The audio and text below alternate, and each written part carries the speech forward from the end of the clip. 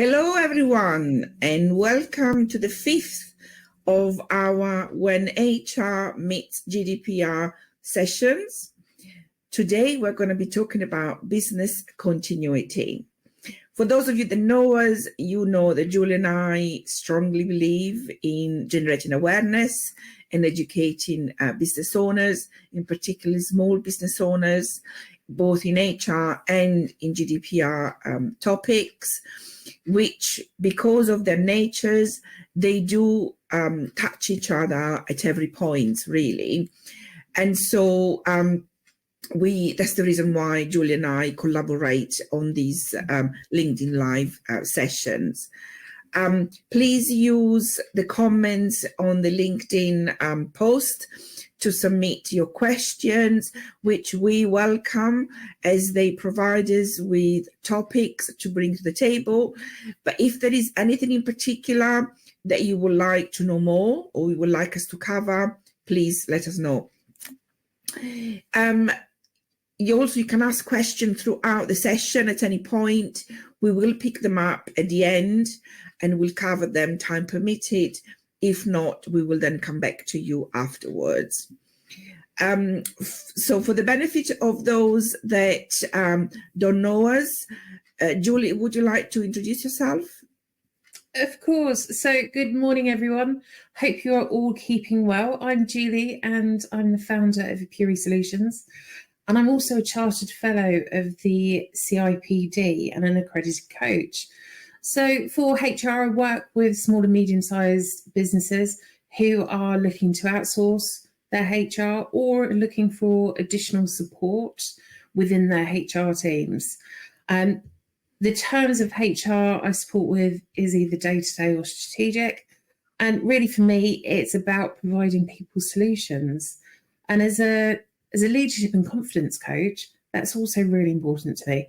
So I work with individuals and teams to empower them to achieve their goals, whether that's being the leader that they wish to be, or whether actually it's reducing imposter syndrome that they may experience. For me, it's all about empowering and achieving, and because all of that is a massive part of the performance. And as Christina said, it's the knowledge piece that's so important.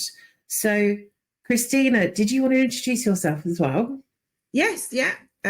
So I'm Christina from CVG Solutions, and I am a multi-award winning GDPR or data protection, whichever you prefer, professional. I primarily work with small and medium-sized businesses, including charities. I love to work with charities, and I really like to see them thrive. I use a hands-on approach, which is also practical with my clients and is proportionate to their size and complexity. I help them to navigate the complexity and intricacy of GDPR, because nothing is black and white. There is always a different shades of grey. And so the educating is a big part of that, because the education then empowers them to make informative decisions, as I truly believe that knowledge is power. And then in turn, these enables them to operate with a high-performing culture, which fuels their business growth. So GDPR becomes part of their USP. So for me, it's all about educating, empowering, and enabling the businesses that I work with. Fantastic. Thank you, Christina. And just before we begin, to make everyone aware that this session is being recorded and it will be used for marketing our products and services on social media and on our website. And of course, if you want to rewatch the session, then please feel free to do so. Yeah, and also they might also end up on YouTube as well.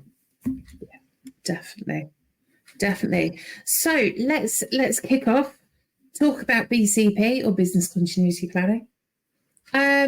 First question, what is it? It's a good question to start with. What is business continuity, and actually why does a business need a continuity plan? Yeah. So basically, a business continuity It's really the ability of a business to maintain critical business function during a disaster and also after it has occurred, after the disaster has been disbanded. It's a process-driven approach that enables the business to carry on the delivery of the products or services in the event of an unplanned disruption like cybersecurity or a natural disaster or a pandemic. I think COVID, it's a perfect example of a disaster. And so to achieve these outcomes, a plan is put in place that kind of described or establishes the action and steps that are required, to maintain those critical activities during the disaster, but also includes activity on how to reinstate normal operation as quickly and really as smoothly as possible. The other thing to consider is that the business continuity plan needs to cover the entire business. So it's not just the IT or system or just the building. It's, your people, your processes, the assets, and more. So what I tend to do with my clients, I always tend to create a business continuity plan for each department, unless they are really small, because what is critical in one department, say finance, it might not necessarily be critical in operation department. So it's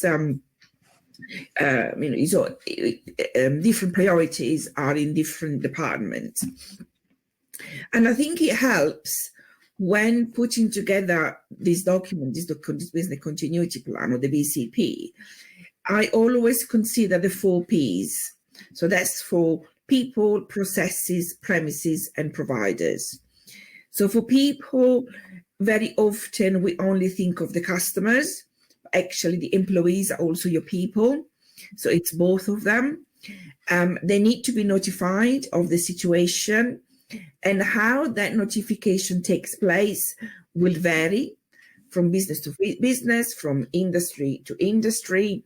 It could be a simple email, or it could be a notice on the website. It might be enough to reach your customer.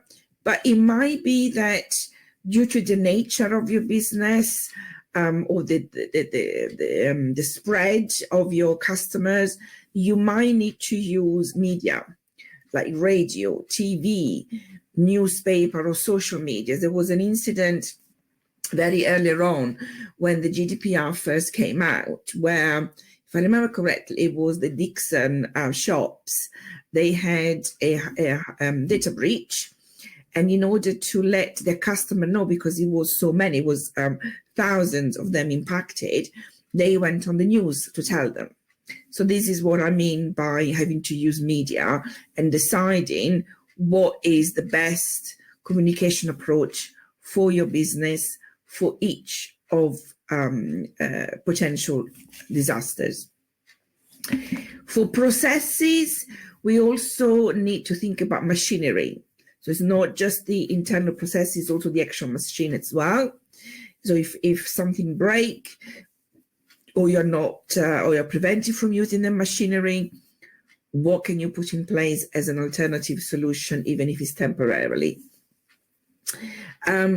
Premises, again, we saw them very clearly during the pandemic, where obviously people couldn't access the premises because they were, we were all housebound. So the premises were inaccessible. So obviously the working from home was a quite popular workaround, popular solution. But it's not just the office that we need to think about, is, warehouse. If you're a business that has stock, and therefore you're using warehouses, what happens if you are unable to get to that stock? So perhaps, you want to think of having alternative storage solutions that could be a backup and that you can access at a moment's notice. So say that your warehouse, it's on fire or is being flooded, quickly remove what you can save or Savage, and then move it to another warehouse, for example, or somewhere within your office building. Perhaps there is some space there that you could use. So think of different solutions. And then finally, your providers, so these are your suppliers. So again, depending on the disaster, but they might need to be communicated. So it could be, for example, that your phone's lines are down, so they can't get hold of you. So you might want to send them an email to say, look, our phones are down. Please just communicate with us via email for the time being. Or it could be, say, that you are expecting a delivery from a supplier and your building is on fire. So you want to contact them to let them know to either delay the delivery and so reschedule it for later on, or diverge it to another potential address, to your warehouse, say, for example. So all of this needs to be considered when thinking of putting together your business continuity plan. Another thing is not to think of it as a one-off exercise. Once we've done it, it's excellent, great, it's over there, never to be looked at it again. That's not the point of it at all. It's in fact that you should be testing it, you should be reviewing it on a regular basis, as a minimum annually, but I will recommend more than that. And so basically, and test what you put. Is it still applicable? Because the business changes, the business is dynamic, so things will vary. I would also recommend using a module that is quite popular in lean methodology. It's called the PDCA. So plan, do, check, and act. So you're planning your recovery, you're then doing it, so you're then implementing the recovery, you're then checking that it is delivered what it needs to be delivered, that it works successfully, and then you're taking lessons learned from it and you're treating what hasn't gone right, and then you are planning it again, and then the cycle goes round and round. And again, going back to the pandemic, it really offers us a great insight, because if we think about it, those businesses that had a BCP, they were the ones that were able to react quickly. And so their business suffered very little impact. While instead those that didn't are the ones perhaps are not with us anymore. A lot of businesses had to shut down. So is also the BCP is also not a standalone document either. It's sort of it links to your risk management.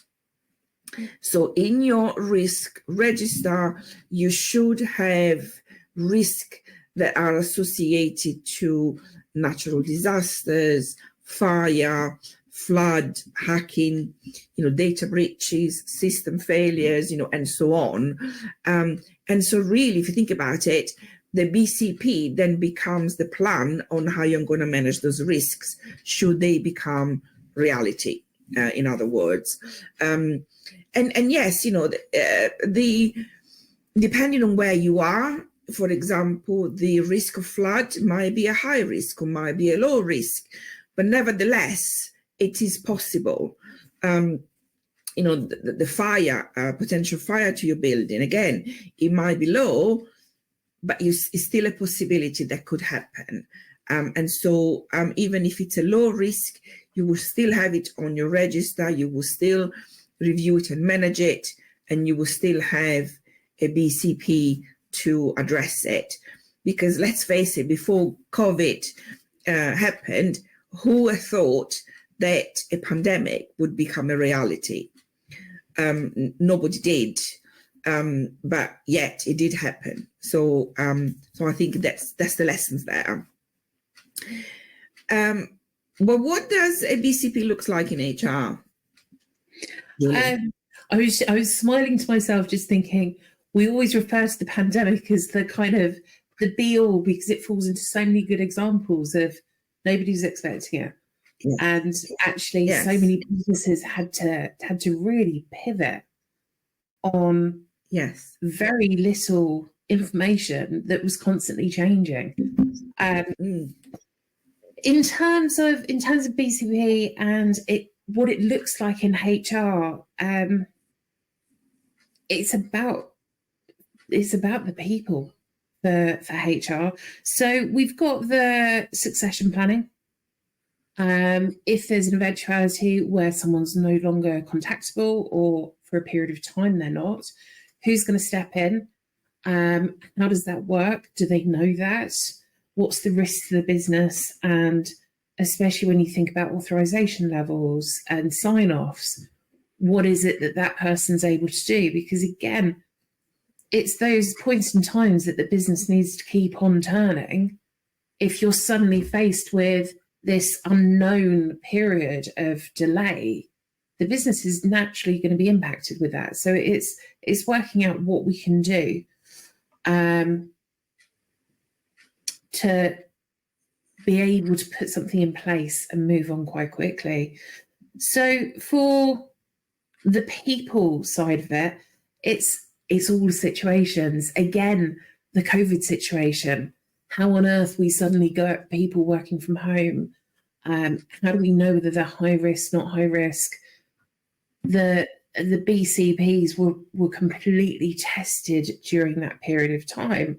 But also we've got business emergencies, we've got political, environmental. So thinking about a couple of things, one of the conversations I was having when the war in Russia and Ukraine started, and actually people were being recalled to home countries to potentially serve, is what does this look like for businesses if we suddenly lose 50% of our staff because they're called up for active duty?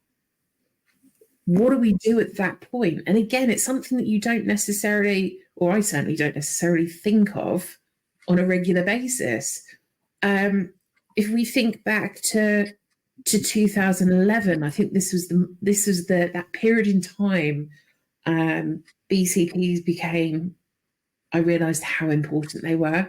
We had the killing of Mark Duggan, and that led to multiple riots, unrest within London, within other areas as well. And that saw businesses destroyed through fires. They had courts running 24/7 to try and process the amount of people that were caught up in the unrest. All of that businesses would have to have a BCP for. And at the time, because IT wasn't where IT and tech is these days, I remember most days having to print out lists of contact details of people so that I continually had it with me. Should something happen, I could contact people in the area. And it was actually that point that it really became apparent of how much we needed to be able to reach out to people at a drop of a hat. So I've touched on some of the situations that involve people, but I think for me, Christina, and I know you mentioned this earlier, what's the difference between a BCP and the disaster recovery plan? Yeah, before I go into that, I also wanted to add the terrorist attack. Terrorist attacks can also impact a business. Think back of 9/11. Think back when we had the same almost a year later in July in London, we had the terrorist attack. So, and people couldn't get to work because the underground was disrupted. Buses, etc., as well as obviously a lot of people were injured. But in terms of a business, those are the kind of things that you need to think about. And that's why another reason why having a business continuity plan, it's important. So going back to the difference between a BCP and a disaster recovery. So a BCP, it's a feature that heavily appears in other disciplines, such as ISO standards. They all have talk about business continuity. Lean Six Sigma, GDPR also has a requirement for a business continuity. So really, I would recommend that all businesses should have one, whether you are big or small, even if you are a micro business, because there is inevitably things that are critical to your business that you need to be aware of. But in essence, the disaster recovery, it's a process that enabled the business to go back to a state of normality. So the two, the BCP and the disaster recovery are very closely linked, but usually the disaster recovery, it's within the BCP, and it describes the technicalities of the recovery, so specific operation or function or sites, so particular action. So in a single BCP, you could have multiple disaster recovery plans, for example. So it sits within the BCP, and it's about returning to business as usual, or BAU, as quickly as possible. Definitely. I suppose one of the questions that springs to mind is, who's actually responsible for a BCP? Yeah, that's a very good question. Because again, there's lots of businesses tend to think of it as something that you can delegate, or something that you can do once, ticking the box exercise. But as I said earlier, it isn't at all. It's a living document, and so it should not be done by a single individual or a single team. It should be a collective responsibility. Again, depending on the size and complexity of your business, but I would say that at least you need one for each department, and then having an overarching one for the whole of the business. And sometimes, those BCP, they might interlock with each other. So it could be that, something that happens in finance, a disaster that also triggers, because we're all relying so heavily these days on IT systems, that also triggers the IT BCP. But they run in parallel to then get back to as business as usual. So you should have that linkage between them, where that linkage is, as I said, is not a standalone document or just a one individual responsibility. It's the whole organization responsibility. Definitely. And I think there's so much information that we're sharing with people, and it's not to terrify you. We're not designing it to terrify you. It's more to make you aware, to have that knowledge, to start having those conversations and thinking about it. So if I'm a business owner and I'm listening today and I'm kind of thinking, wow, there's a lot I need to really start thinking about. What are the things that should be included in a BCP? I think you need to start with the purpose and the objectives of the plan. So the purpose is to identify those critical activities, and then the objective is to identify actions or activities to cope with the disruption. So as a temporary measure to maintain your deliveries of supplies or services, and then how you can go back to business as usual.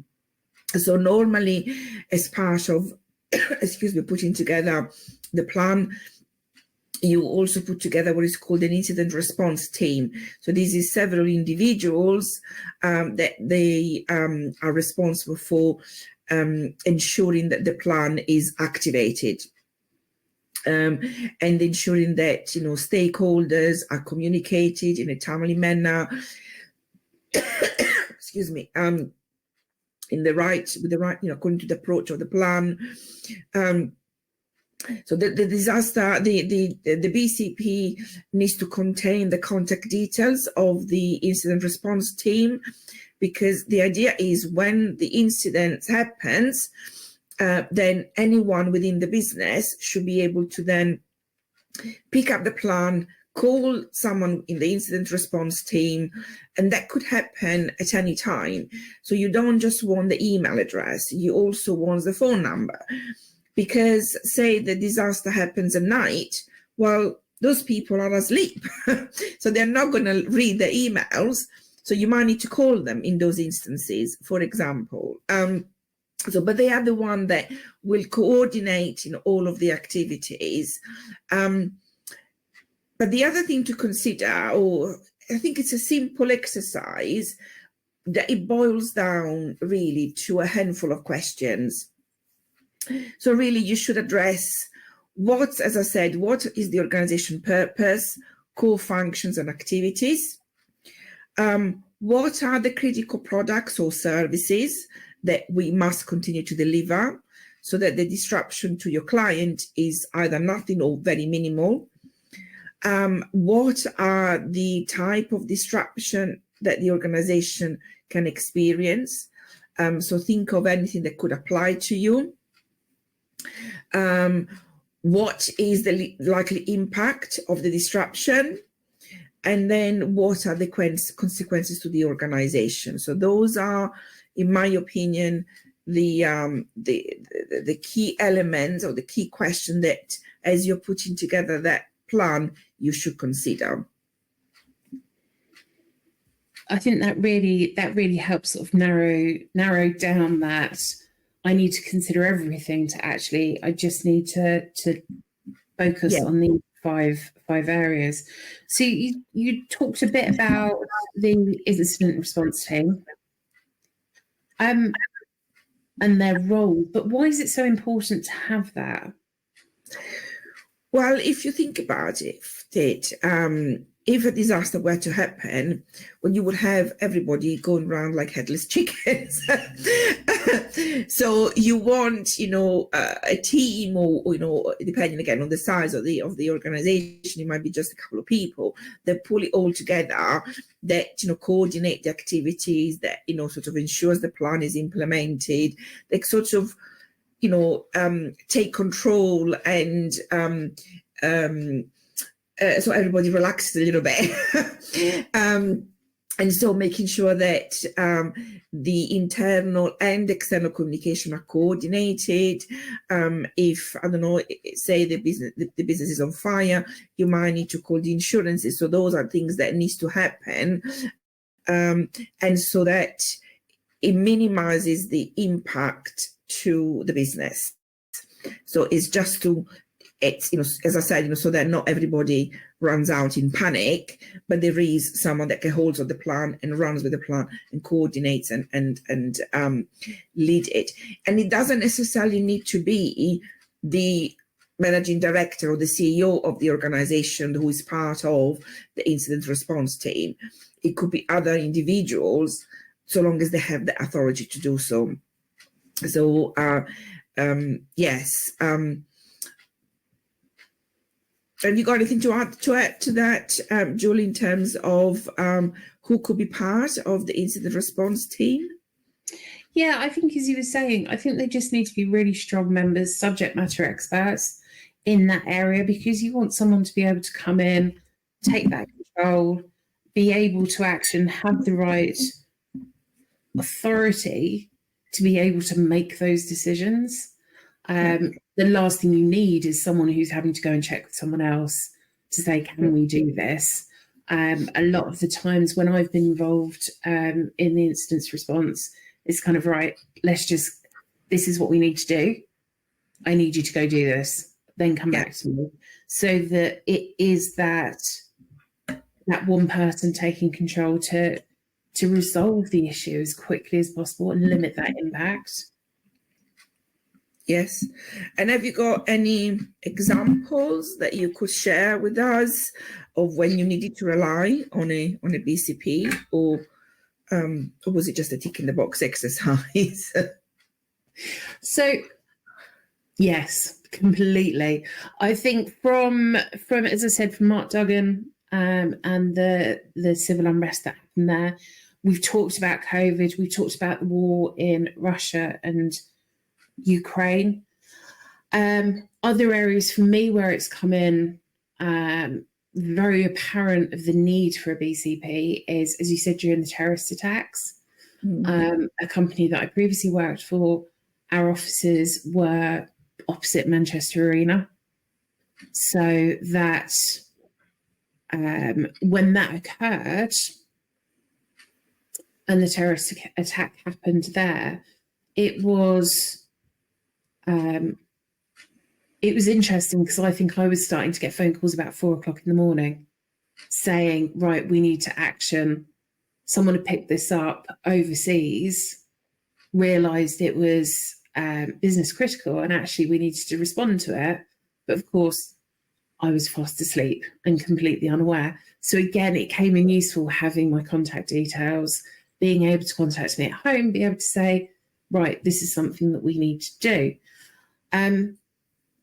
I think for other terrorist attacks, and I think being able to offer that response quickly to employees, to be able to make contact with them, is so pivotal to continuing to have the trust, the respect, the engagement, the fact that actually you can show that you care for your employees rather than just, oh, you were involved, didn't realise you lived near there, or didn't realise you might be involved. All of those things are essential. And actually, on the 7/7 attacks that occurred in London, the British Museum won an award for their response to their BCP, because not only did they contact all of their employees to make sure that they were safe, and if they weren't safe, what could they do to support? They then actually contacted the family members to say, right, we've spoken to become that go-between, and it was absolutely highly commended. And I think one of the challenges we've got, certainly in HR departments, is that it's seen as a tick in the box when we're putting those reports, when we're trying to pull that information together, because why on earth would we need it? And it's that knowledge sharing part across the teams of actually, yeah, we probably don't need it, but when we do, we really do. And it has to happen, and it has to be seamless. So I think it can be seen as a tick in the box. It can be seen as unimportant, but being the one who's in the incident response team, so important and so pivotal. So even getting that message across to your teams, really, really vital. Yeah. And it's really interesting because, again, when you're talking about, systems, everything is delegated to the IT department. They will think about that. Okay. But there was an incident, and we've seen quite a few recently in the public space. NHS and various councils have been victims of cyber attacks. And there was a particular council that a client of mine works with, and they were a victim of, a cyber attack. So they lost access to their data. And again, they just left it, the IT department will think about it, but actually that impacted their suppliers because they couldn't pay them. So they had to issue out communication. They didn't have a strong BCP plan in place, which has meant, delays in payment to their suppliers, loss of services, et cetera, et cetera. So while instead, if they had a BCP plan, they could have had, a manual temporary, they could have activated like a manual temporary process to pay their suppliers so that services could continue and then go back to normal once the recovery took place. So that's, again, another example of why it's so important. And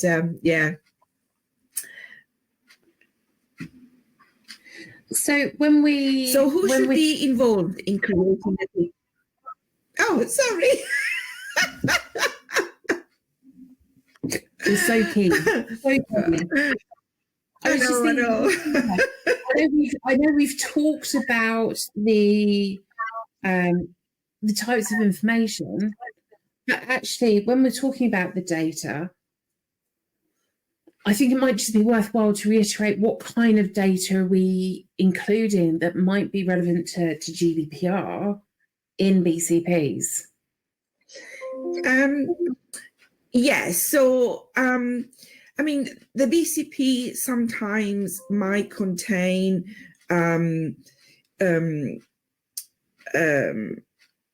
personal data. So, for example, if you just think of the incident response team that I mentioned earlier, and you would have their contact details, even if they are the work email address or the personal or the work phone number, these are still personal data because they are directly linked to them, unless it's a mailbox or a switchboard. But if it's a mailbox or a switchboard, then that doesn't fit the purpose for the BCP point of view.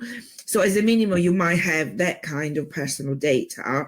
But you might also have financial data. So, for example, I did one BCP the other day in collaboration with a client of mine. They are in manufacturing, so they always need to make sure that there is a certain amount of cash flow available to replace stock should the stock be damaged on fire, for example. So the level of financial information, it's included in the BCP. So there might be attached to the BCP a succession plan, which we talked earlier. So again, you will have name of individuals. You will have, I'm sorry, I got it right. Throat this morning. Or like you mentioned earlier, Julie, where in your previous role as part of corporate, you would print out the list of employees and their contact details so you could contact them on a daily basis. So those are things that are not necessarily in the BCP plan itself, but they are part of the actions and the activities that are part of the plan, if that makes sense. And so when you do those kind of things, you still, GDPR still applies. So you will still need to be aware, that you still need to put security measures around them. So don't just leave that printed document, all over your desk, for example, that kind of stuff. And do you need to print it? Can you access the information another way that is more secure, etc., etc.? So those are the things that you need to think about. But, personal data is everywhere, really. And so there will always be an element of it in the BC plan, even if it's minimum. So we talked earlier, Julie, a little bit about that when creating a BCP, it should not be done by a single individual. So who should be involved in creating it? Yeah, so to break it down, essentially everyone needs to be involved at some stage. Now, but we'll break it down layer by layer. So we need to identify those individuals that are the subject matter experts or the SMEs within their area. So that could be the HR manager or head of, or whatever that looks like, the IT lead for their area, and actually working with them to identify what potentially could be the risks, what the response is going to be. When I say that everyone needs to be involved, it would then be down to those individuals to make sure that their teams are aware. Because, of course, if we have a situation that's an emergency, we've got to contact people, we've got to respond quickly, that HR manager is not going to be able to do it all themselves. They're going to be able to have their team help with some of that work, dilute some of the work. Otherwise, it just becomes a bottleneck, and there's no point in that. If you're trying to get to people urgently, you need people to be able to do that and respond quickly. The way I work the BCPs is that the information should always flow down and flow up. So you have someone on a leadership team who is relaying to the rest of the leadership team, the board members, etc., what's going on, when the next update is going to be. And then below that, you've got the leads who are conducting that piece of work and getting their teams to do it.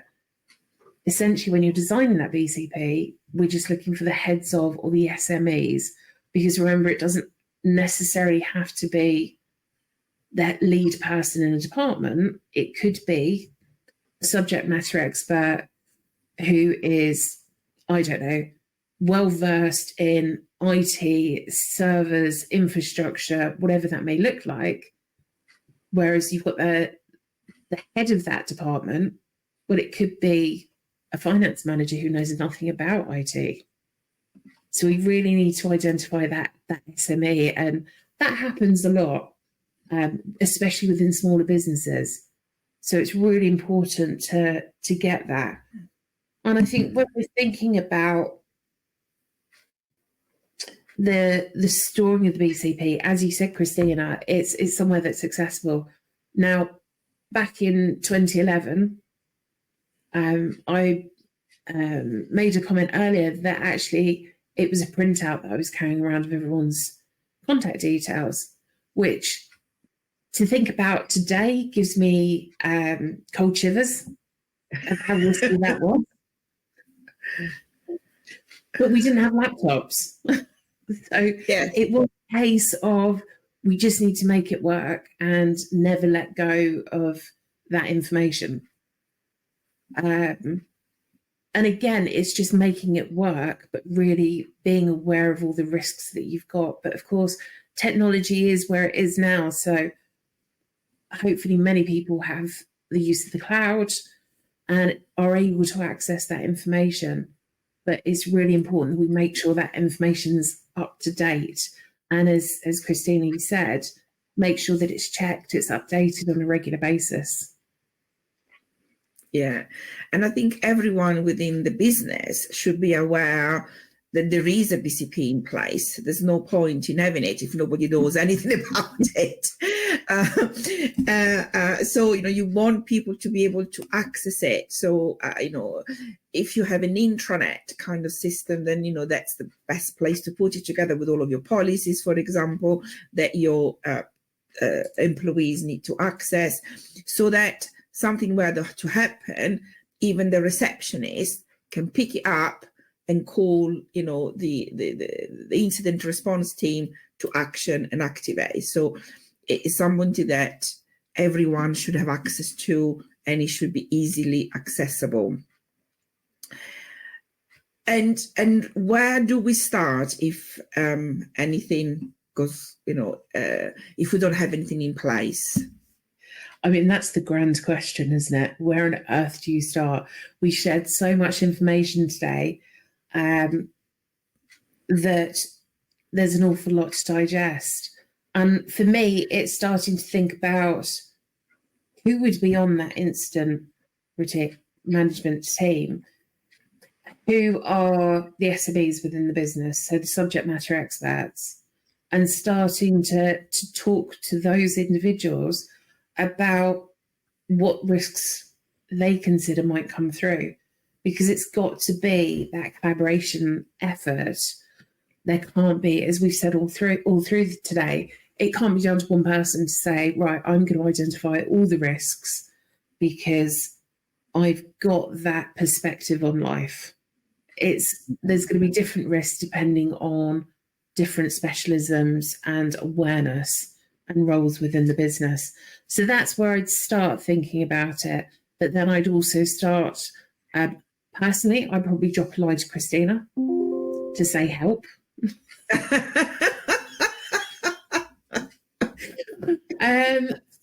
If I wasn't doing that, I would start to research online the kind of information that I would need to think about, and then start to put that in place. A BCP isn't something that you can pull together really, really quickly. It's something that takes a lot of thought, that I think can be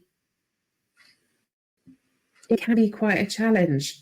So one of the things that Christina, I've thought, and did you have anything to add to that?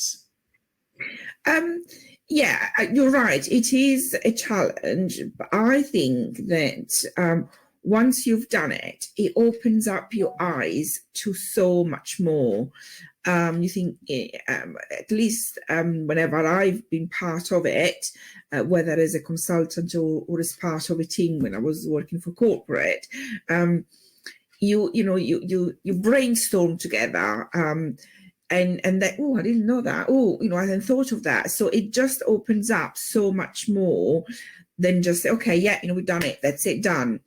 And I will also go back to what I mentioned earlier about the sort of the key elements or the key questions, if you want, to address when putting together that plan, is thinking of what is the purpose, the core functions and the activities of your organization.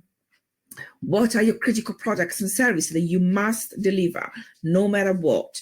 What is the minimum standard that you have to make sure that your customers are still satisfied, or that at least the impact is minimum? Think of the disruption that your business could face. There might be, depending on, for example, on your geographical location, it might be that flooding is much more of a risk to you or less.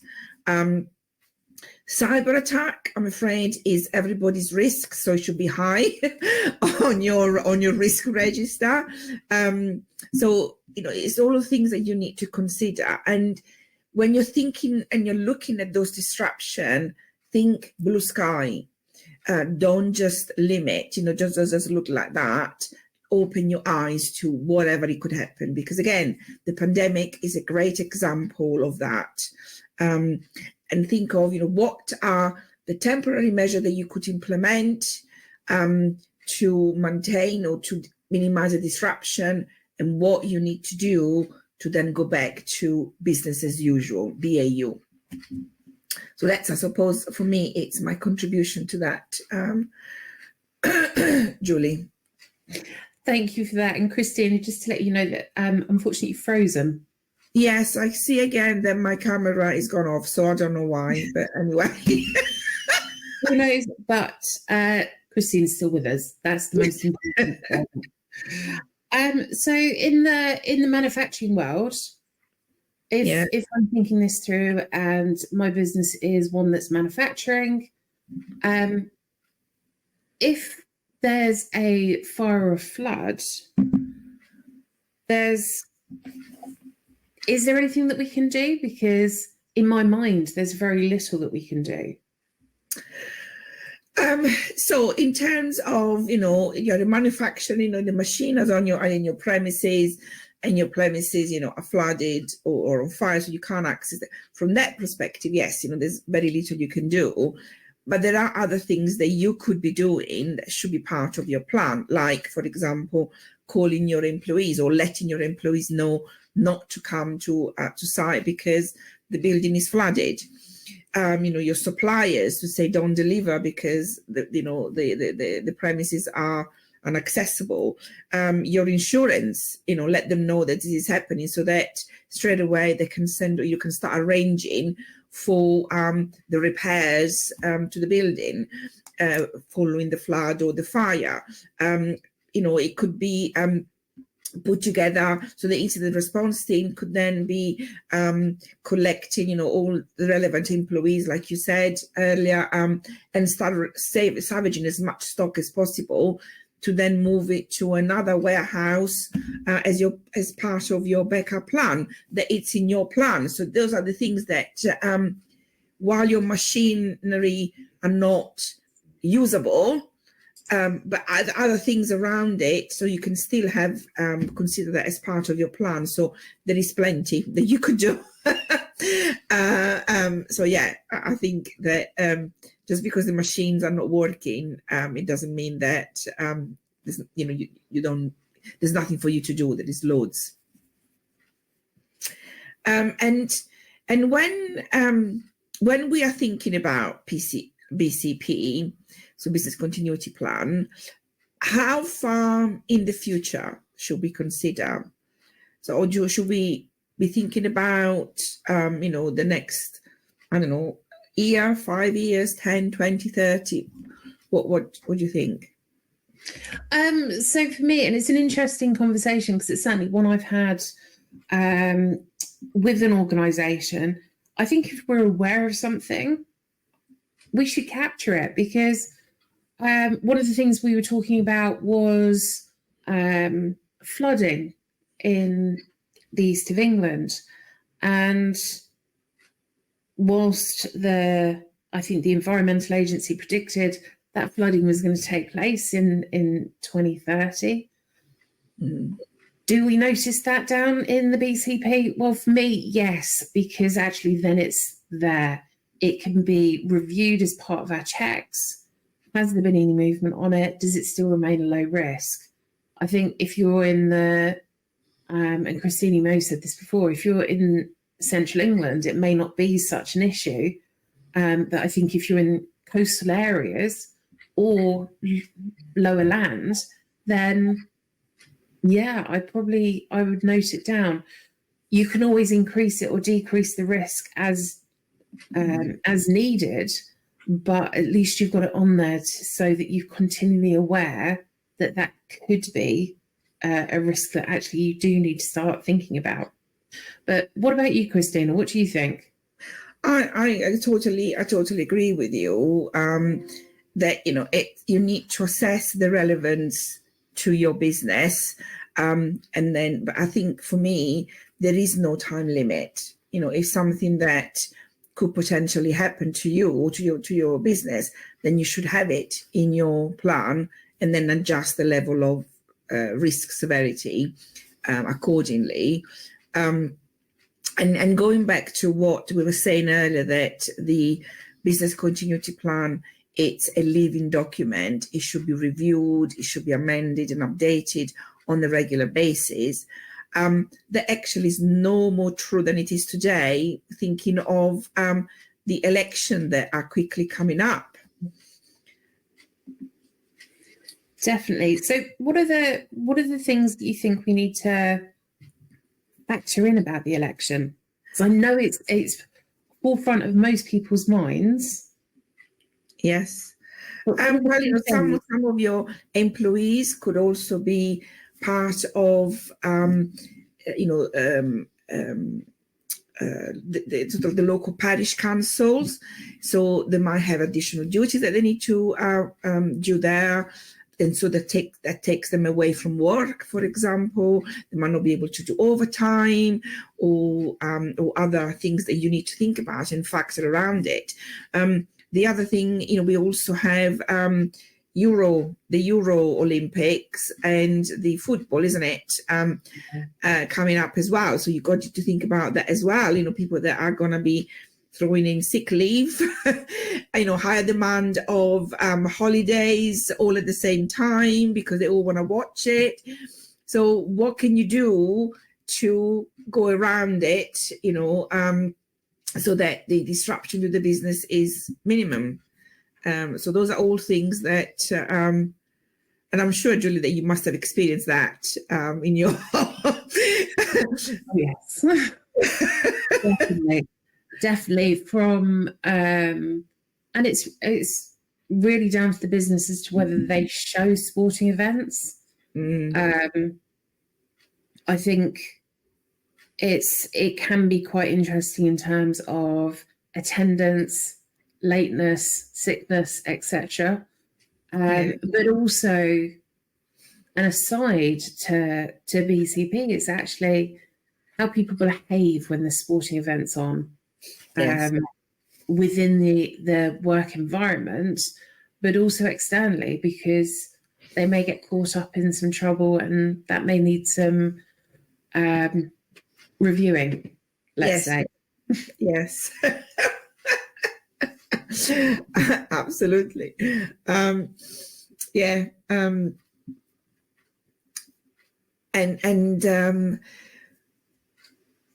And in terms of, is there anything else in terms of the election that you think we should consider? I think one of the areas that I would consider for the election for businesses is the consideration of employment changes or any legislative changes that are going to impact the bottom line.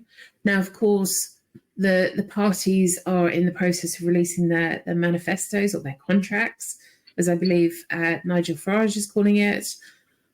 I think that is something that businesses need to be mindful of, and the period of change that we're going to go through should the government change, whatever that may be. There is a risk to the business there, and there may be disruptions to shipping, to political, economical areas that impact the business. So I definitely have it listed on there as a consideration. Yeah, I agree. Are there any questions that have come through, Julie? No, not as yet. Not as yet. I think what I would say is if people do have questions, feel free to ask. If we do run out of time, because I appreciate we're close to the top of the hour, reach out, contact us directly. We're more than happy to help. Absolutely. Was there anything else that you think we've missed, Julie, that we ought to cover before our last 3 minutes run out? So I would say I think we've covered so many different areas, and it's been really useful to share this much information. Again, appreciate there's an awful lot. So as I say, do reach out if you've got any questions that we can talk through. And remember that the recording, you'll be able to watch it again and for your heart's content, either on YouTube or LinkedIn or any other social media platform. But I also found interesting our conversation because we are coming from two different angles, from two different perspectives. So while obviously you're much focused on the people side, I'm much more focused because my background, but also what I do, more on the processes. Do you know what I mean? The IT, the system, and also I think the two really complement each other. That the business continuity plan needs to be across the whole organization. It's not just one side, and it's a broader exercise, which hopefully we have sent that message across. So, but again, please do not panic. As Julie said, do reach out to us if you have any questions or if you need any support. So sadly, we've come up to the end of our time together today. We are taking a small break because of the summer holidays. Hopefully the weather will improve. The sun seems to be out today a little bit. But we do have exciting news because we will be back on the 18th of September. And the topic for that will be on security clearance. A lot of businesses, especially if you're working with governments or public bodies, security clearance is a key aspect of how you operate. The link for the sessions on the 18th of September will go out in the next few days or maybe a week or so. So please keep an eye out for that.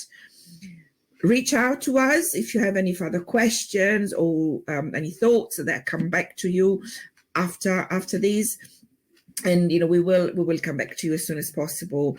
And once again, if there is anything that you would like us to cover, please do let us know.